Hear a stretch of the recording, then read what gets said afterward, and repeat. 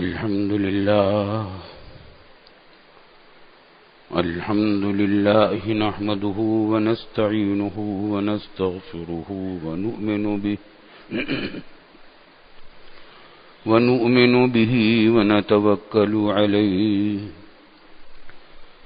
ونعوذ بالله من شرور أنفسنا ومن سيئات أعمالنا من يهده الله فلا مضل له ومن يضلله فلا هادي له ونشهد أن لا إله إلا الله وحده لا شريك له ونشهد أن سيدنا وسندنا ومولانا محمدا عبده ورسوله صلى الله تعالى عليه وعلى آله وصحبه أجمعين وسلم تسليما كثيرا كثيرا أما بعد فأعوذ بالله من الشيطان الرجيم بسم الله الرحمن الرحيم يا أيها الذين آمنوا اتقوا الله حق تقاته ولا تموتن إلا وأنتم مسلمون واعتصموا بحبل الله جميعا ولا تفرقوا واذكروا نعمة الله عليكم إذ كنتم أعداء فألف بين قلوبكم فأصبحتم بنعمته إخوانا وكنتم على شفا حفرة من النار فأنقذكم منها كذلك يبين الله لكم آياته والله عليم حكيم. بزرگان محترم، برادران عزیز، پچھلے جمعہ کو بھی اسی آیت قرآنیہ سے متعلق معروضات پیش کی تھی، اور یہ موضوع بھی ایسا ہی ہے کہ اس زمانے میں اس کی ضرورت شاید سب سے زیادہ ہے. مسلمانوں کے آپس میں پھوٹ نہ پڑے، پھوٹ کا خاتمہ ہو، اتفاق و اتحاد ہو، اور مسلمانوں کی آپس کی خانہ جنگی اور قتل و غارت گری، خون ریزی، یہ اتنا بڑا گناہ ہے کہ جتنا غور و فکر کرتے ہیں قرآن کریم کی آیات اور احکام میں اور رسول اللہ صلی اللہ علیہ وسلم کی تعلیمات میں، یہ واضح طور پر سامنے آتا ہے کہ کفر اور شرک کے بعد سب سے بڑا گناہ کسی انسان کو ناحق قتل کرنا ہے، کسی کی جان لینا ناحق. کفر اور شرک کے بعد سب سے بڑا گناہ ہے. حرام شراب پینے سے بھی بڑا گناہ، سور کا گوشت کھانے سے بھی بڑا گناہ، زنا سے بھی بڑا گناہ. اتنا بڑا سخت گناہ ہے کسی مسلمان کو ناحق قتل کرنا، بلکہ صرف مسلمان ہی کو نہیں، غیر مسلم کو بھی ناحق قتل کرنا بہت بڑا گناہ. اتنا بڑا گناہ ہے کہ قرآن و سنت میں اس سے بڑا گناہ کوئی اور سوائے کفر اور شرک کے میں نظر نہیں آتا. اور افسوسناک بات یہ ہے کہ ہمارا ملک اس وقت خانہ جنگی میں مبتلا ہے. کہیں فرقہ واریت کی بنیاد پر فسادات ہیں، کہیں صوبائی عصبیت کی بنیادوں پر ہیں، کہیں لسانی بنیادوں پر ہیں، تعصبات ہیں،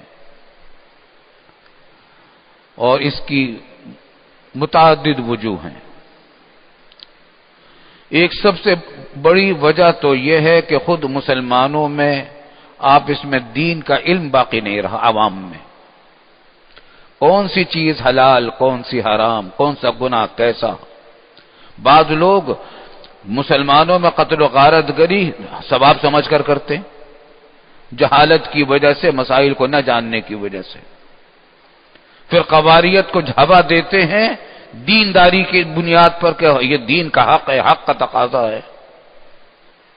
خوب سمجھ لیجئے کہ کوئی کام ایسا کرنا جس سے مسلمانوں میں پھوٹ پڑے یا خون ریزی ہو، خانہ جنگی ہو، کوئی نیک کام اس کام کے لیے بھی کرنا جائز نہیں ہے۔ آپ اندازہ کیجئے بیت اللہ شریف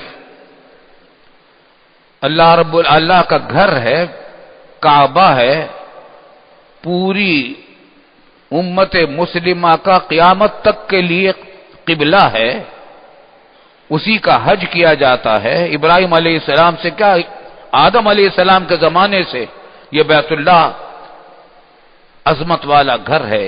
اس دنیا میں سب سے پہلا گھر یہی بنا ہے۔ دنیا میں اس سے بڑا کوئی اور افضل گھر ہو سکتا ہے؟ کوئی مسجد، کوئی گھر؟ یہ گھر ایسا ہے کہ اس میں بیت اللہ شریف، حرم شریف میں، مسجد حرام میں اسی بیت اللہ کی وجہ سے ایک نماز کا ثواب 1,00,000 نمازوں کی برابر ہے۔ اتنا عظیم الشان بیت اللہ ہے، پوری امت کا قبلہ، پوری امت کے لیے حج اسی کے گرد ہوتا ہے، سب اسی کے گرد گھومتے ہیں۔ لیکن یہ نامکمل چھوڑ دیا رسول اللہ صلی اللہ علیہ وسلم نے، یہ تو آپ کو معلوم ہوگا۔ حضرت صلی اللہ علیہ وسلم کی نوجوانی کے زمانے میں مشرکین مکہ نے بیت اللہ کی تعمیر جدید کی۔ مشرکین مکہ بیت اللہ کو مانتے تھے، اپنے آپ کو بیت اللہ کا پاسبان سمجھتے تھے۔ تعمیر جدید کی اور اس میں یہ طے کیا کہ صرف اس میں حلال پیسہ ہی لگائیں گے۔ تعمیر میں پیسوں کی کمی پیش آ گئی تو انہوں نے یہ حرکت کی کہ بیت اللہ کی لمبائی میں بھی کمی کر دی، اونچائی میں بھی کمی کر دی، اور دروازہ صرف ایک کر دیا، 2 کی بجائے۔ حتیم جو حصہ بیت اللہ کے شریف کے گرد چھوٹا سا ایک دائرہ سا بنا رکھا، ارد گرد نہیں بلکہ شمال کی سمت میں حتیم کہلاتا ہے، اس میں تقریباً 6-7 ہاتھ کی جگہ جو ہے بیت اللہ شریف کی ہے۔ یہ حضرت ابراہیم علیہ السلام کے زمانے نے یہاں تک کی تعمیر کی ہوئی تھی، حضرت آدم علیہ السلام کے زمانے سے بھی یہی تعمیر یہاں تک آ رہی تھی، حضرت ابراہیم علیہ السلام نے بھی یہیں تک تعمیر کی تھی۔ لیکن مشرکین مکہ نے جب یہ تعمیر کی تو اس کو چھوٹا کر دیا لمبائی میں، پیسوں کی کمی وہ جیسے کیونکہ یہ طے کیا تھا کہ اس میں صرف حلال پیسہ لگائیں گے۔ اونچائی میں بھی کمی کر دی، دروازہ بھی صرف ایک کر دیا۔ دروازہ ایک کرنے کا ایک مقصد یہ بھی تھا کہ بیت اللہ پر اپنی چودراہٹ قائم رہے کہ جس کو چاہیں داخل ہونے دیں، جس کو چاہیں نہ داخل ہونے دیں، یہ بھی تھا۔ مشرکین مکہ کا یہ مزاج تھا۔ حضرت صلی اللہ علیہ وسلم کا دور آیا اور آپ نے 13 سال مکہ مکرمہ میں دین کی تبلیغ کی۔ کتنی مصیبتیں، اذیتیں دشمنوں نے پہنچائی، ان کو برداشت کیا 13 سال تک۔ اس کے بعد ہجرت کر کے مدینہ طیبہ تشریف لے گئے۔ وہاں بھی آئے دن حملے پر حملے کرتے رہے مشرکین مکہ۔ کبھی غزوہ بدر ہو رہا تھا، کبھی غزوہ احد، کبھی غزوہ احزاب، جنگوں پر جنگیں تھیں، یہاں تک کہ اللہ رب العالمین نے رسول اللہ صلی اللہ علیہ وسلم کو مکہ مکرمہ پر فتح عطا فرمائی، اور آپ اسی چھوڑے ہوئے گھر میں بیت اللہ شریف کے شہر میں فاتح کی حیثیت سے داخل ہوئے کہ لیکن شان، کوئی فاتح ہوتا ہے داخل تو اپنی شان بگھارتا ہے، بڑائی جتاتا ہے، قتل و غارت گری کرتا ہے۔ تاجدار دو عالم سرور کونین صلی اللہ علیہ وسلم جب بیت اللہ شریف میں مکہ مکرمہ میں داخل ہو رہے تھے فاتح کے طور پر تو آپ کی گردن یوں جھکی ہوئی تھی، تھوڑی سینے سے لگی ہوئی تھی۔ اللہ کے سامنے عجز و نیاز میں، شکر مندی میں اس بات کا اظہار تھا کہ ہم بندے ہیں تیرے، تو نے ہمیں فتح مبین عطا فرمائی ہے، اور اعلان کر دیا کہ من دخل دار ابی سفیان فهو آمن، جو ابو سفیان کے گھر میں داخل ہو جائے اس کو امان ہے۔ قتل و غارت گری سے منع کر دیا کہ جو گھس جائے گا ابو سفیان کے گھر میں اس کو امان ہے۔ امن و امان قائم ہو گیا مکہ مکرمہ میں، اور پورے جزیرہ نما عرب پر رسول اللہ صلی اللہ علیہ وسلم کی حکومت قائم ہو گئی۔ جزیرہ نما عرب کون سا؟ جس میں آج تقریباً 1 درجن سے بھی کچھ زیادہ چھوٹی بڑی ریاستیں اور ممالک ہیں، سعودی عرب، کویت، بحرین، یہ ابو ظبی، دبئی، شارجہ، مسقط، قطر، یہ ساری خلیجی ریاستیں سب اس کے اندر داخل تھیں۔ اس پر سارے پر رسول اللہ صلی اللہ علیہ وسلم کی حکومت قائم ہو گئی۔ رسول اللہ صلی اللہ علیہ وسلم نے عائشہ صدیقہ رضی اللہ تعالی عنہا کو کہا کہ دیکھو یہ بیت اللہ شریف کی یہ جو جگہ حتیم میں آئی ہوئی ہے، اتنے ہاتھ 6-7 ہاتھ بتایا آپ نے، یہ حرم شریف مکہ بیت اللہ کا حصہ ہے، لیکن یہ لوگ ابھی نئے نئے مسلمان ہوئے ہیں، اہل مکہ مشرکین عرب تھے، نئے نئے مسلمان ہوئے ہیں، ابھی ان کے دلوں میں ایمان بہت پکا نہیں ہوا، راسخ نہیں ہوا، ان کی دلوں میں بیت اللہ کی پتھروں کی بڑی عظمت ہے، عمارت کی بڑی عظمت ہے۔ اگر میں نے اس تعمیر کو توڑ کر دوبارہ تعمیر کیا ابراہیم علیہ السلام کے بنیادوں کے مطابق، تو مجھے خوف ہے کہ ان کے اندر بے اطمینانی پھیلے گی، اضطراب ہوگا، اور ان میں کچھ اختلاف پیدا ہو جائے گا، پھوٹ پڑ جائے گی۔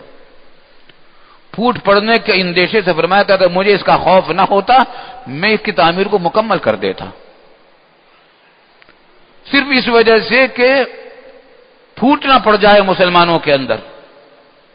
حالانکہ وہ کام کون کرنے والا تھا؟ رسول اللہ صلی اللہ علیہ وسلم کرنے والے تھے، اور حاکم تھے، پورے جزیرہ نما عرب کے حاکم ہو رہے تھے، لیکن زبردستی بھی کر سکتے تھے، مگر نہیں، پھوٹ نہ پڑ جائے مسلمانوں کے دلوں میں، ابھی ایمان کچے ہیں۔ بیت اللہ شریف کو نامکمل چھوڑ دیا، اور آج تک یہ نامکمل چلا آ رہا ہے۔ ایک بیچ میں مختلف واقعات پیش آئے، مختلف بعض حکومتوں نے پورا بنایا، حضرت عبداللہ بن زبیر نے، مگر دوسری حکومت آئی تو اس نے اس کو ڈھا کر پھر ویسے ہی بنا دیا۔ تو حضرت امام مالک رحمۃ اللہ علیہ نے بات کے لیے کہہ دیا لوگوں سے کہ اب اس کو دوبارہ نہ بنایا جائے، ورنہ بیت اللہ شریف کھیل بن جائے گا حکومتوں کا، ایک حکومت آئے گی پورا بنائے گی، دوسری حکومت آئے گی اس کو دوبارہ ویسے ہی کر دے گی، اس واسطے اس کو ایسے ہی رہنے دو ورنہ مسلمانوں میں جھگڑا پڑیں گے۔ امام مالک رحمۃ اللہ علیہ نے فیصلہ کیا، اور آج تک بیت اللہ شریف اسی طرح چلا آ رہا ہے، اونچائی بھی کم ہے، لمبائی بھی کم ہے، دروازہ بھی صرف ایک ہے۔ آج بتائیے کوئی مسجد، کوئی مدرسہ، کوئی خانقاہ بیت اللہ شریف سے بڑھ کر کوئی چیز ہے دنیا میں؟ لیکن اس کو بھی نامکمل چھوڑ دیا تاکہ مسلمانوں میں پھوٹ نہ پڑ جائے۔ اسلام نے مسلمانوں کے درمیان پھوٹ کو اور خانہ جنگی کو کسی حالت میں برداشت نہیں کیا، اور کفر اور شرک کے بعد سب سے بڑا گناہ قتل ناحق ہے، سب سے بڑا گناہ۔ لیکن آج ہمارے ملک میں جو حال ہو گیا ہے وہ اتنا شرمناک بھی، افسوسناک، دردناک تو ہے ہی، شرمناک بھی ہے۔ ہم دنیا میں منہ دکھانے کے قابل نہیں رہے۔ اسلامی جمہوریہ پاکستان کے ہم باشندے ہیں، اسلام کے نام پر یہ ملک بنا، اور ہم نے یہ نعرے لگائے تھے پاکستان کی جب تحریک چل رہی تھی کہ پاکستان کا مطلب کیا؟ لا الہ الا اللہ۔ ہمارے لیڈروں نے، سیاسی مسلم لیگ کی لیڈروں نے یہ نعرے ہمیں دیے تھے۔ اسلام کے لیے بنا تھا، اسلامی جمہوریہ پاکستان اس کا نام ہے، دستور اس کا اسلامی ہے، اکا دکا کوئی چیز قابل اصلاح اب بھی ہے اس میں، لیکن مجموعی طور پر ایسا دستور، ایسا آئین پوری دنیا میں کسی ملک کے پاس اسلامی نہیں جتنا پاکستان کے پاس اسلامی آئین ہے۔ ہاں، عمل نہیں ہو رہا اس کے اوپر۔ کیوں نہیں ہو رہا؟ اس میں ہمارے حکمرانوں کی حرکت تو سب سے بڑی رہی ہے، لیکن پورے قوم کا مزاج ایسا بنا دیا گیا ہے کہ کسی قانون کی، کسی دستور کی، کسی آئین کی پابندی رہی ہی نہیں۔ کسی نے طالبان کے بارے میں کہا تھا، جب طالبان کی حکومت تھی، میں نے سنا دیا، ایک میٹنگ ہو رہی تھی وزیر داخلہ کے ساتھ، اور وہ اس زمان پرویز مشرف کا دور حکومت تھا، تو اس میں اتحاد بین المسلمین اور امن و امان کے مسئلے پر میٹنگ تھی، تو اس میں ایک مجھے بھی بلا رکھا تھا۔ تو اس وقت کے جو وزیر داخلہ تھے، میں نے کہا کہ اس وقت لا اینڈ آرڈر آپ کی وزارت کا سب سے بڑا اہم کام جو لا اینڈ آرڈر ہے، لیکن لا اینڈ آرڈر کا حال یہ ہے کہ میں آپ کو ایک قصہ سنا دوں تھوڑا سا، اور وہ یہ کہ اس زمانے میں طالبان کی حکومت تھی افغانستان میں۔ میں نے کہا کہ ایک صاحب نے ایک افغانی بزرگ آئے تھے، ان کا تعارف کرایا کسی سے کہ یہ افغانستان کے ریلوے کے وزیر ہیں، افغانستان کے ریلوے کے وزیر ہیں۔ انہوں نے کہا کہ افغانستان میں تو ریلوے ہی نہیں، پھر وزیر کیسے؟ تو انہوں نے جواب دیا، افغانی جو صاحب تھے، کہ آپ کے یہاں وزیر قانون ہوتا ہے؟ کہاں ہوتا ہے، مگر قانون ہے؟ تو آپ کے ہاں جب قانون کے بغیر وزیر قانون ہو سکتا ہے، تو ہمارے یہاں ریلوے کے بغیر وزیر ریلوے کیوں نہیں ہو سکتا؟ تو ہمارے ملک یہ حال ہو گیا ہمارے ملک میں، کوئی قانون نہیں، کوئی دستور نہیں، دستور بہترین بنا ہوا ہے، اعلیٰ درجے کا دستور ہے۔ پوری دنیا میں اس وقت کسی ملک کے پاس اتنا اعلیٰ درجے کا اسلامی دستور نہیں جتنا ہمارے پاس ہے، کیونکہ علماء نے بنوایا تھا۔ یہ علماء کا بنایا ہوا، ہمارے بزرگوں کا بنایا ہوا ہے۔ 33 علماء کا، تمام چوٹی کے علماء، تمام مکاتب فکر کے جمع ہوئے تھے، انہوں نے جو 22 نکات دیے تھے، یہ دستور 22 نکات پر مبنی ہے۔ ہمارے بزرگوں نے اس پر بڑی قربانیاں دی ہیں، بڑی محنتیں کی ہیں، دستور اعلیٰ درجے کا اسلامی دستور ہے، لیکن اس پر عمل نہیں کر رہے ہمارے حکمران، اور نہ حکمران کر رہے ہیں نہ عوام سے کروا رہے ہیں۔ نتیجہ یہ کہ لا قانونیت پھیلی ہوئی ہے اور امن و امان کا ستیہ ناش ہے، اور قتل و غارت گری اس حالت میں ہے کہ کسی ملک میں جب جاتے ہیں تو پاکستانی نام بتاتے ہوئے ڈر لگتا ہے کہ لوگ کہیں گے چور آ گیا، اور ہر پاکستانی کو یہ تجربہ ہوتا ہے۔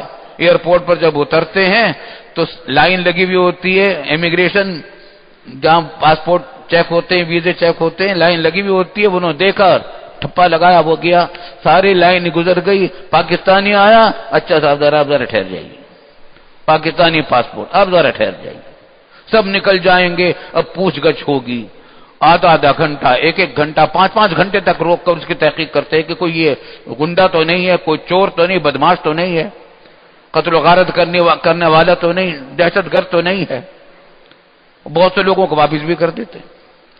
یہ حاشر ہو گیا ہمارے پاکستان کا بدنامی کی وجہ سے۔